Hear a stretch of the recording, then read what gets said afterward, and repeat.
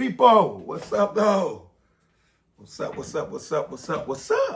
It is July the 31st.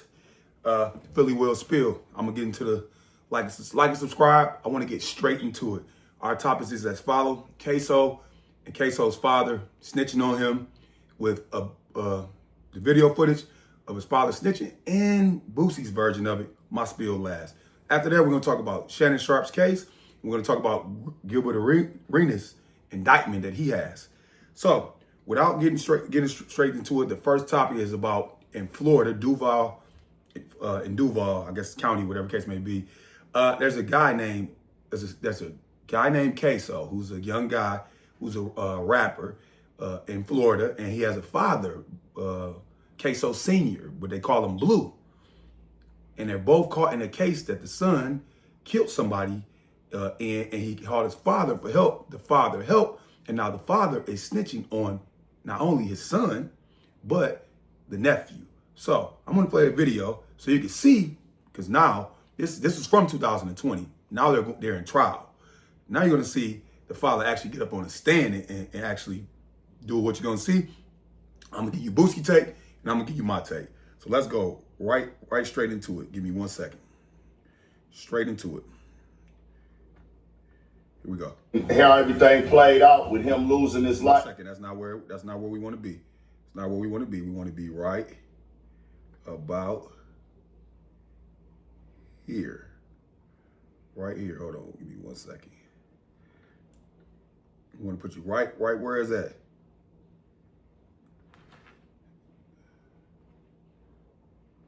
It's crazy. Okay, here we go. Right here. We'll play it there. All right, let's get it. Is charged with accessory after testify against his son during the trial, and also charged with first-degree murder is Abdul Robinson Jr. He, however, is going to be tried separately. Excuse me. When did you find out Charles McCormick had been murdered? After I picked up Scott and Butter. So that would be Leroy Whitaker and Dominic Barner? Yes. You indicated you picked them up. How did you know that they needed a ride on January 15, 2020? My son called me and asked me to go give Scott a ride. Which son? Kareem. Is that Abdul Jr.? Yes. Do you recall what Abdul, when you viewed that recording, recognized the person depicted in it? Yes. Watch this. Who is the person that was captured on the video recording shooting Charles McCormick?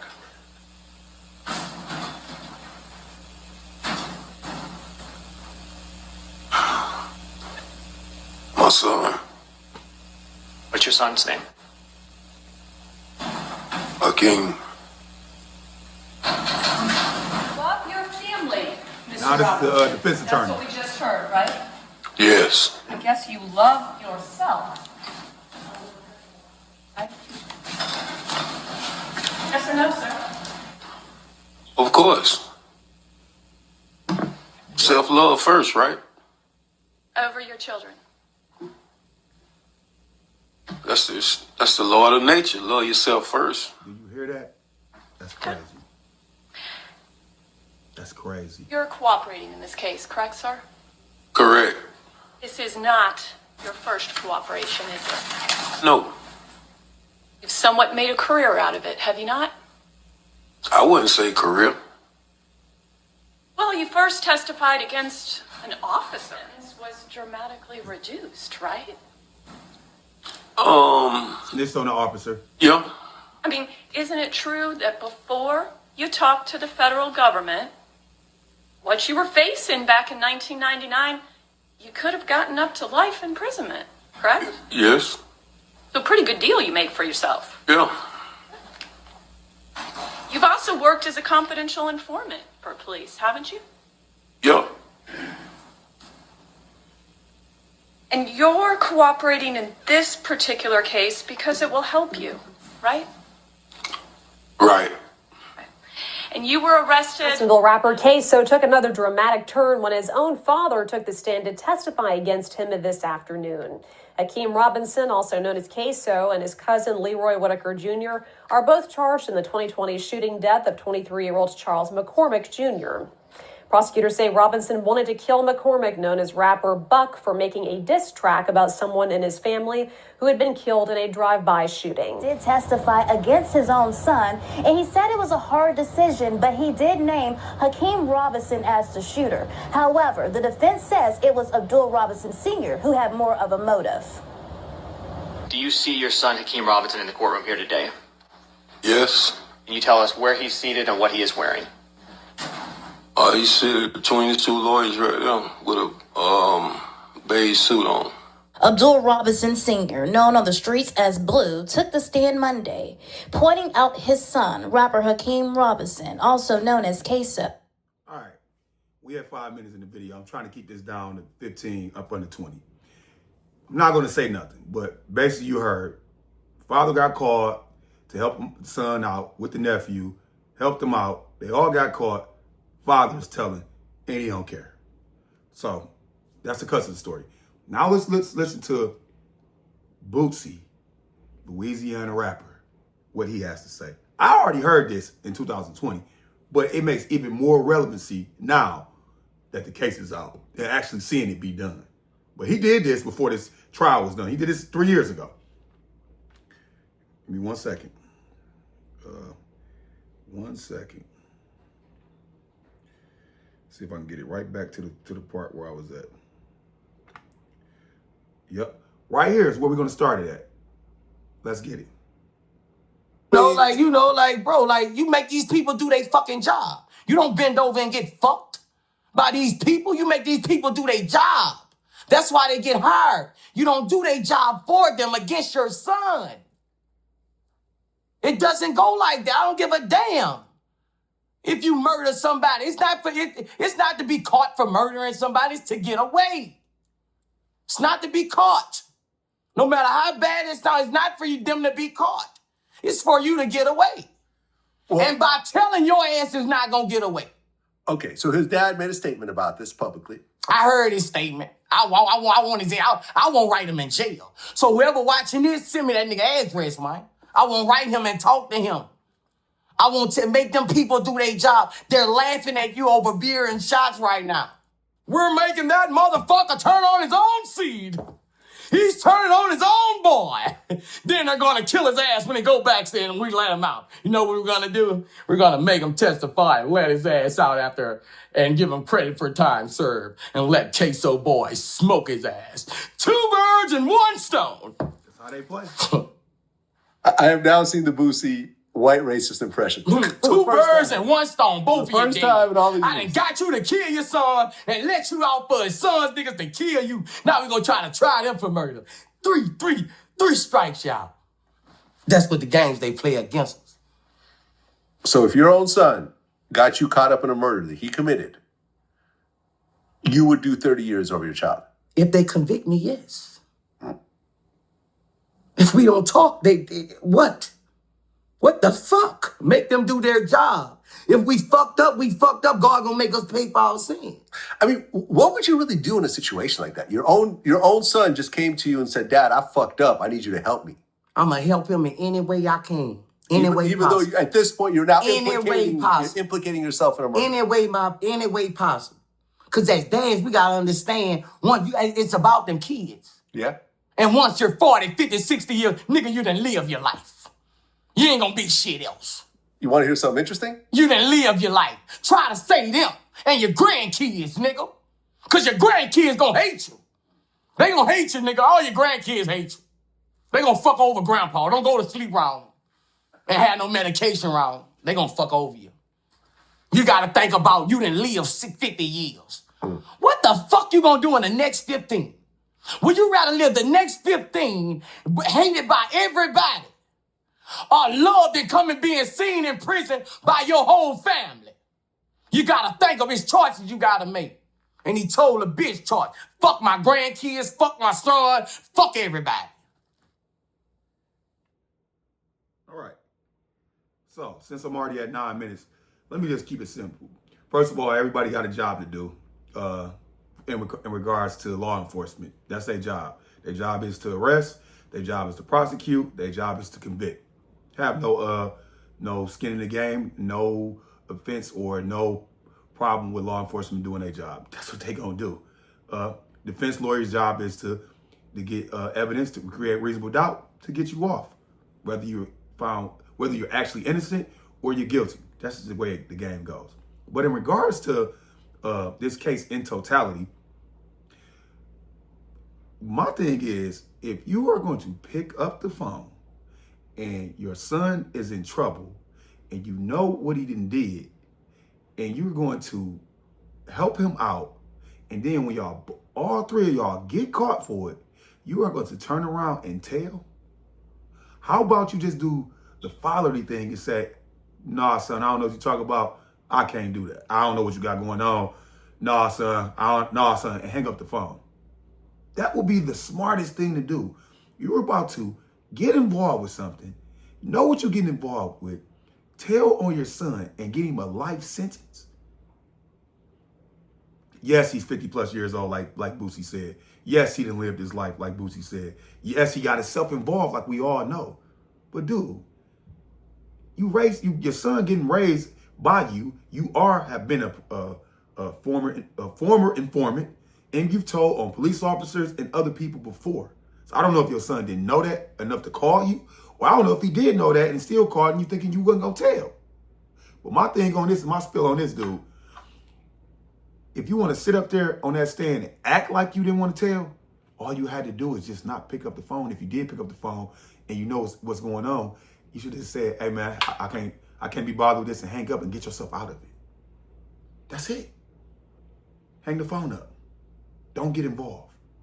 Don't get involved. And then sit up here and look like you're trying to have some pity and tell on your son. I can't do that. I couldn't do that. I couldn't do that. If my son got into some trouble, and I know I'm not going to even say it's the same trouble. If he got into whatever trouble and I'm trying to help him out, I'm going to help him out, like Boosie said, any way I can. Once again, I'm not talking about in that situation. What I am saying is, whatever trouble that my son or my daughters get in, and I can help them out, I'm going to help them out. Now, if I implicate myself in a crime and I get convicted for that, that's my decisions to make with my life to say, I wanted to help out, even though I know I was getting myself in. And when I put myself in that situation and I was to get convicted for that, I get locked up. That's just the way it goes. That's my take on that. Moving right along, Shannon Sharpe. So everybody knows Shannon Sharpe is officially fired from ESPN. Allegedly, his $100 million deal is done also. That is allegedly. I don't know that to be true. I'm just saying that. That's what's going on. A lot of people in the sports world, not so much in the celebrity world, are taking shots at him, laughing at him, tweeting it, all of that. I'm not going to do that. I admire Shannon Sharpe business, podcast, platform, and business, podcast, blueprint, and strategy. Not his ethnical decisions in the world. His business stuff. I'm not going to get into his personal business. Everybody got skeletons in their closet. Shannon Sharpe, he did what he did, and they did what they did. I can't get mad at one or the other, because Disney runs ESPN, y'all. Disney, Mickey Mouse. They're not going to have anybody who got a rape case, no matter if it's consensual or forced, and you're still working for them. That's just how I go. I think they fired, one of them fired Paul Pierce for having a video leaked off Instagram. He had strippers in the room. So they're not going to, I don't think that was ESPN. I have to figure out who that was. I'll have it corrected in my captions, but they're going to fire you. So it is what it is. What I think is going to happen, I think Shannon Sharpe is going to run for about another year, 6 months minimum, year and a half maximum, and he's going to be able to get that $100 million deal. Because what I do know about Shannon Sharpe, his podcast Nightcap is good. His Club Shay Shay is still doing good. And time heals everything. Time heals everything. If that man go out and do stuff in society to help against that, like the late, great Michael Vick did with the dog situation, he can overcome that. So I pray for Shannon Sharpe. I don't like the fact that, like he said, they dropped it around the Hall of Fame time. The stuff was, 2 weeks ago? 2-3 weeks ago, they settled it. maybe 2 weeks ago, they should have did it then. I mean, it was tasteless to do it right now, but I think he's gonna be able to rebound. I think he's gonna be all right. And so I definitely pray for Shannon Sharpe. Now, the thing that for people that's watching me, that I do not agree with, that I really think that body his ESPN deal and his $100 million deal, allegedly, is the fact that the girl was 19, 20, and he's in his 50s.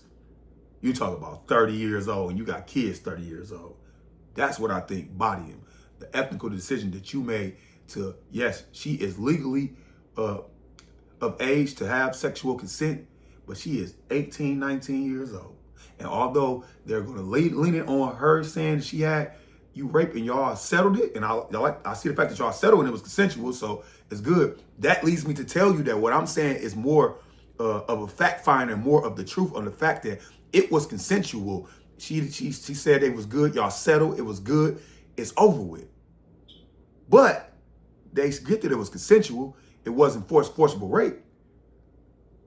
But what they don't like is the fact that it's a 30-year gap. They're just not saying that. And he has kids that's older than her. So that's the take on that. Another case right here that's coming up. It's crazy because the sports world is really booming right now for good things and bad things, contracts and Michael Parsons and Trey Hendricks and all of that. But former basketball player Gilbert Arenas. Arenas, 43, a.k.a. Agent Zero of Woodlands Hills, is charged with 1 count of conspiracy to operate a legal gambling business, 1 count of operating a legal gambling business, and 1 count of making false statements to a federal investigator. So Gilbert Arenas got a mansion for some people that look like they all foreign because their name is nowhere near American. I guess one of them alleged to be in a mob, I guess in Israel, whatever the case may be. But he opened up a house where they can gamble, and he take money off the top like anybody's little gambling house may be, whether it's local or family, whatever the case may be. But he bought a mansion for them to gamble. So I guess he was conducting it and all of that, and they have an indictment on him. According to an indictment returned on July 15th and unsealed today from September 21st to July 22nd, Gilbert Arenas and other defendants operated a legal gambling business. Arenas rented a Ksoo mansion he owned for the purpose of hosting high-stake illegal poker games. At Arenas' direction, Arthur Katz, 51 of West Hollywood, staged the mansion to host the games, found co-conspirators to host the games, and collected rent from the co-conspirators on Arenas' behalf. Basically, he was acting for Arenas. If he's found guilty, they will face, if all of them found guilty, they'll face 5 years for each count. So right now, that's 15 years for Gilbert Arenas, if he's found guilty. So I don't know. That's all I know. I don't want to speculate. I don't want to say anything. All I can say is, if it do come out to be convicted, he didn't learn from Michael Vick, and that's some dumbass shit. That's dumb. You rented out a fucking mansion for other people to gamble in your name, high stakes game, and it had to be somewhat extravagant. They said people allegedly girls were serving drinks and dances or whatever that nature. You did not low key. You went and bought a fucking mansion that you probably wasn't staying in like that, and you got people in there that's from all foreign countries. They got these phones tapped. They got these airports tapped. They got all this. They following certain shit. Then you got a person that you probably didn't know that was in somewhat form of a gang or a mob. He in there. That's some dumbass shit. If I'm saying allegedly, if that's the truth. But that's all I got. That's my take. I'm Philly Will Spill. I'll come with y'all in a couple weeks on the AFC East and NFC East. Get that done real quick so we can make sure y'all watch that Lions versus Chargers game. See the hometown play. Just see football. It's preseason, but as long as you just see football. Ball snapping, people blocking, wide receivers running, running backs running, defensive people tackling. Just see some football. So, and shout out to all the people that's in the Hall of Fame. Sterling Sharpe is one of the people I know. But it's good that football is back. So I'm Philly Will all day, every day, and twice on Sundays. And I'm out.